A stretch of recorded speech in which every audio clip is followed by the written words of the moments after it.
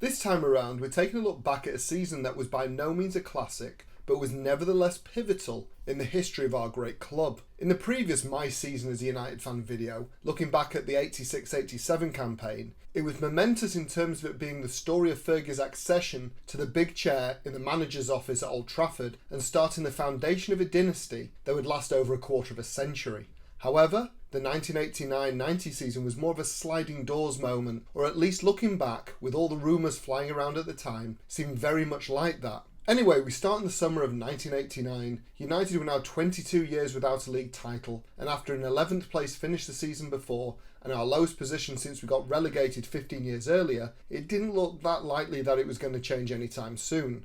We'd won just 2 of our last 11 games in the previous campaign, mostly defeats and mainly against mediocre or poor opposition. We were in a rut, to say the least, as Alex Ferguson started his 3rd full season in charge at Old Trafford, and expectation and pressure from the Old Trafford faithful and the media was growing. Also, not that it mattered much to this below-par United side, but 4 years on from the Heysel disaster, the blanket ban on English sides competing in European competitions was still in place, so we only had the League, FA Cup and League Cup to go for. Onto transfers, and 3 stalwarts, players who'd really made an impact in the club over the last several years, were on their way out in the summer of '89. Northern Ireland's Norman Whiteside, dogged by knee injuries, was let go to Everton for £750,000. Unfortunately, his career would come to an end just a couple of years later. Paul McGrath of the Republic of Ireland, who also had knee issues, had his problems with alcohol on top of that, which was more of a concern for a disciplinarian like Fergie. He went to Villa for a snip at £400,000, and finally Gordon Strachan, who had rarely seen eye to eye with the boss on a personal level, was let go to second-tier Leeds for £300,000.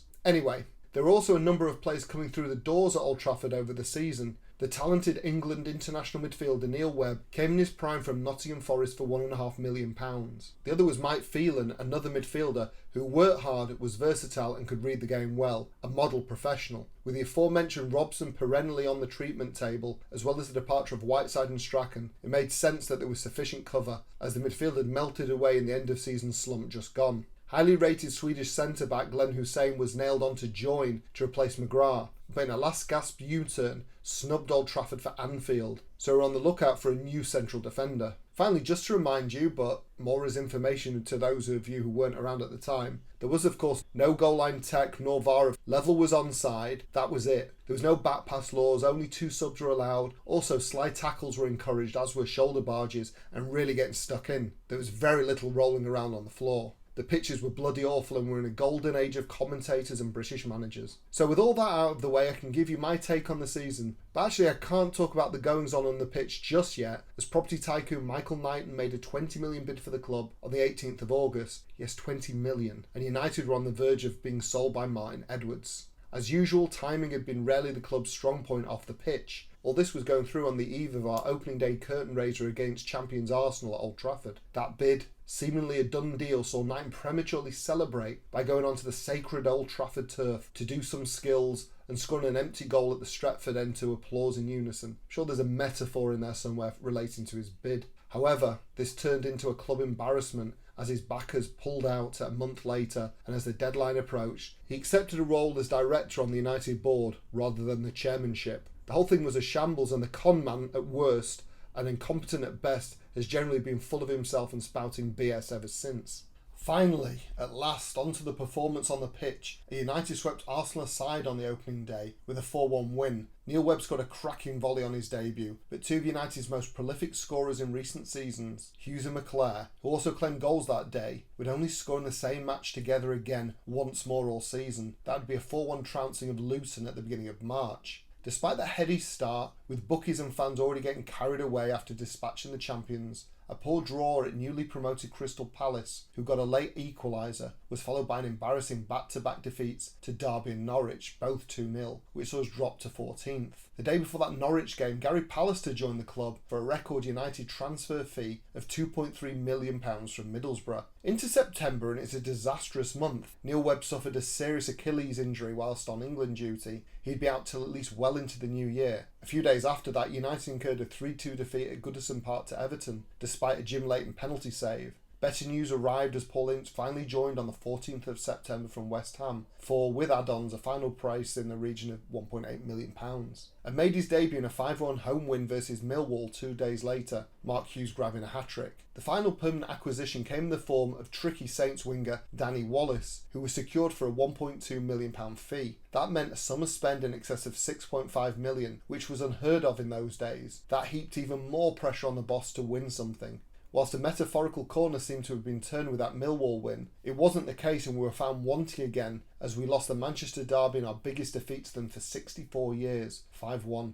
By the time the month ended, we found ourselves in 15th, a point above the drop zone, just below City. September was also the month we started our League Cup campaign, a trophy that still eluded us up to that point. We were drawn against second-tier Portsmouth in round 2, and won the away leg as Danny Wallace got himself a debut goal, but more impressively, Paul Ince got a couple of fine strikes to open his account in a 3-2 win. What some of you may have forgotten was a Jim Leighton own goal, a freak occurrence that I don't ever remember happening to anyone else. The Scottish keeper attempted to save a shot from a Portsmouth indirect free kick, getting a hand on the ball, which then counted the effort as a goal. If Leighton had just left it and let it go indirect, it would have been a United goal kick. Anyway, United drew the return leg in early October 0-0 at Old Trafford, setting up a third round tie at home to Spurs. Fergie was also offered and signed a new contract that tied him up at United until at least the end of the 92-93 season. At this point, the board seemed to be very happy with their manager's performance since his arrival in November '86. October saw some improvement in league form. Despite a dour 0-0 to the start of the month at home to Wednesday, back-to-back victories over Coventry and Southampton moved us up to 11th, but the inconsistency would continue into the autumn before one of the worst runs of form in our history would start really asking questions of the current manager. In the League Cup, we were humbled at home to Spurs, 3-0. At this point, even at the end of October, we felt like we'd only had the FA Cup to play for. November was a similar month to October, starting with a poor loss at mediocre Charlton. The boys recovered with a very solid home win against a classy Forest side, followed up by an impressive victory over Luton, which moved us up to 6th, just 6 points off the top. But another goalless home draw, this time to Chelsea, saw us drop to 9th. We would not be this high in the table again for the rest of the season. 3 straight defeats against London opposition kicked off the new month away to Arsenal 1-0 and then back-to-back home defeats against Palace and Spurs respectively. The dissatisfaction with the 2-1 home defeat to newly promoted Palace from the Stretford End faithful was demonstrated by long-time dedicated Red Pete Molyneux's "Tara Fergie" flag, which summed up the feelings of many and added fuel to the sports news media, fanning the flames as the slump continued. Another 0-0 draw, this time a credible one at Anfield, was followed by a 3-0 pasting at Villa Park. The 2-2 draw at Wimbledon finished off the year. We'd only scored 3 goals in more than 630 minutes of football, and we plummeted to 15th. The only bright spot was young academy striker Mark Robins scoring his first goal for the club in the match at Plough Lane. Worse news was to follow. We were handed a very hard cup draw, away to Forest at the City Ground, and with this poor set of results and unrest from the terraces, it was famously touted that Fergie would go if we didn't win the tie. This is the sliding doors moment, or even competition that decided Manchester United's future for the next quarter of a century. Into the new year, and yet another disappointing league result, 0-0 versus QPR at Old Trafford. We just couldn't score. Then it was that make or break match. Massive swathes of our fan base that go back that far are still split, as many still seem to dismiss these strong rumours as those who actually believe them. But if nothing else, it was a very tense match. Fullback Lee Martin did 2 things crucial to contribute to United's club success this season. One was keeping the ball in play and passing it off to Sparky, whose sublime pass to Robins allowed him to do a Jimmy Green off and head United into the 4th round with the only goal of the game. The other you'll see later on. Staying with the FA Cup, United had seemingly an easy 4th round tie away at Hereford, but the injury crisis was so bad that Mike Duxbury was the captain and he was playing midfield with Clayton Blackmore, with the latter receiving a pass from the skipper for the day to score and earn a 1-0 win with just 4 minutes remaining. The rest of the month was a write-off as Derby and Norwich both completed the double over us. United were just now 1 place and 2 points above the drop zone. It's no wonder that the vultures were circling over Fergie's Old Trafford career. February was a better month in the league. A 1-1 Derby draw against the Blues was followed by a 2-1 win in East London against Millwall, ending an 11-match winless run in the league, the worst for 18 years. In the last First Division match of the month, we succumbed to a 1-0 defeat at Chelsea. the FA Cup would be our only flickering light in a season of darkness. The 5th round tie saw our 3rd consecutive away match, this time a tough one against second-tier Newcastle. Robbins opened the scoring with another brilliant header before the Magpies equalised with a penalty. Danny Wallace's brilliant finish from a tight angle saw us regain the lead before Mickey Quinn's unseen yet deliberate Scouse-esque foul on Jim Leighton allowed his teammates to take advantage to make it 2-2. Then it was less than a quarter of an hour to go. Brian McClare's winner sent us into the quarter-finals. And just to show how poor our scoring record was, that McClare winner ended his unenviable streak of 17 games without a goal. Into March, it was a busy one for United in their struggle against relegation, whilst the injury crisis intensified. A very solid 4-1 victory over Luton at home was followed by a 0-0 against Everton and a home defeat to Liverpool, which saw Paul Ince, not for the first time, taking one for the team and playing at fullback. A back-to-back defeat against Sheffield Wednesday was at least the end of this poor erratic run of form. Solid wins against Southampton at the Dell and then Coventry at home. So a run of 4 victories, new striking talisman Mark Robins getting on the score sheet in all 4. That form carried on into April. United ended the month in 16th position, still very much though toying with relegation. Whilst the boys tried to extend the gap between its current position and the drop zone, the FA Cup was still the main focus. Another scrappy 1-0 win, this time at Bramall Lane, the vital strike once again coming from McClare, saw us into our first Cup semi-final since 1985. Praying that we wouldn't be drawn against Liverpool in the semi, we got our wish and instead played high-flying plucky Oldham, while the Scousers were as happy as a day out at the Dole office when they got Palace, who they'd beaten 9-0 earlier in the season. In other news, in what would prove to be a significant move, Les Sealey comes back to Old Trafford on loan for a second time during the campaign. As I just mentioned, United's league form was taking an upturn. 2 more victories contributing to our longest run of wins for the campaign moved us up to 13th. Mark Robins contributed the victory at QPR along with Neil Webb as Les Sealey debuted in goal for United.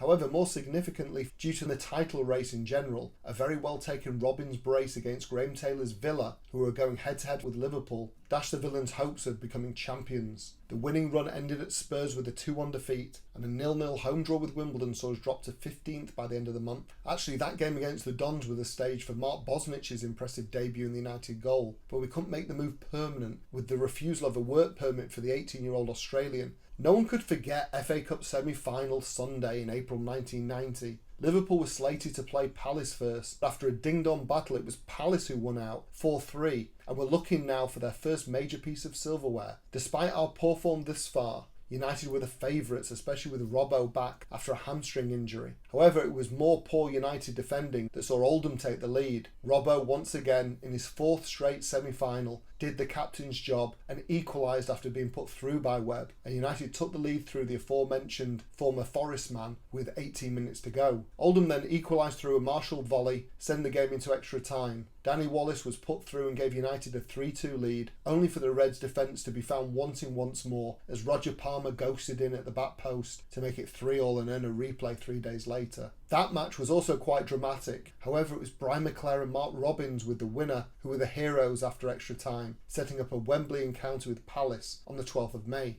Into May, and like a lot of out-of-form sides looking ahead to a cup final, we took our foot off the gas and were soundly beaten at Forest 4-0. A few days later, on the 5th of May, we played our last match of the campaign, a dour 1-0 victory over relegated Charlton. The fact that Gary Pallister's lone goal won it summed up the lack of consistent goal scorers we had, and to this day, 33 years later, it'd be our lowest position in points tally since 3 points for a win was introduced in 1981. We also failed to score in 16 of 38 matches, 7 of those at home. So we finished the title race in 13th spot, just 5 points ahead of relegated Sheffield Wednesday. An extra incentive presented itself leading up to the cup final. After much lobbying to UEFA by the FA and British government, it was revealed that English teams would be allowed to return to European competition the next season. This would mean a place in the UEFA Cup Winners' Cup for either Palace or United. I doubt that there were many Reds that weren't nervous about the final. In a poor season, we couldn't beat the Eagles, but we were just relieved not to be playing champions Liverpool. We knew that it would be a tough contest. We were a side low on confidence, but there were established match winners all throughout the lineup, something that Palace couldn't boast in the same way. Having Brian Robson fit was a major boost. We let our nerves show, conceding an early goal with Jim Leighton getting himself into yet another fine mess from a Palace set piece. And then into the second half, Mark Hughes put us ahead. The introduction of Ian Wright off the bench saw him grab a brace, putting the Eagles ahead in the first half of extra time. However, Danny Wallace, who'd had a good game, set up Sparky for an emotional equaliser. The match finished up 3-3, and so it would go to a replay the following Thursday. There was a seismic shock for the team selection for the replay. Les Sealey replaced Jim Leighton, a huge decision that would define Fergie's future as manager and his former trusted shot-stopper's position at the club. Coppell instructed his big forwards to bully Sealey, and more than a match for these cynical tactics. He even made some very important saves too. The unlikely match winner, as alluded to before, was Youth Academy fullback and twice Jimmy Murphy Young Player of the Year winner Lee Martin, who scored a cracking goal. That 59th minute strike proved to be the winner and levelled us up with Villa and Spurs with a record 7 outright wins in the competition, as well as earning us that European place in the Cup Winners' Cup the following season. So that was my season as a United fan, 1989 to 90, and apart from our astonishing cup run, it was one Reds would be forgiven to readily forget. A lot of it could be blamed on injuries. Out of the 49 matches in total, only 4 squad members played more than 40, and Mark Hughes with 15 and Robbins with 10 were poor returns for our 2 top scorers. But that season was more than winning the first piece of silverware for 5 years. It was this sliding doors moment, whether you'd want to believe it or not, that kept Fergie in a job, galvanised the side, and laid the foundations for the next 23 years of almost unbroken success. So what are your memories of the 89-90 campaign, and do you think that the match at Forest and the subsequent cup run was the difference between Fergie remaining as United manager or being shown the boot? Please comment below and then like, share and subscribe. Thank you as always for your support.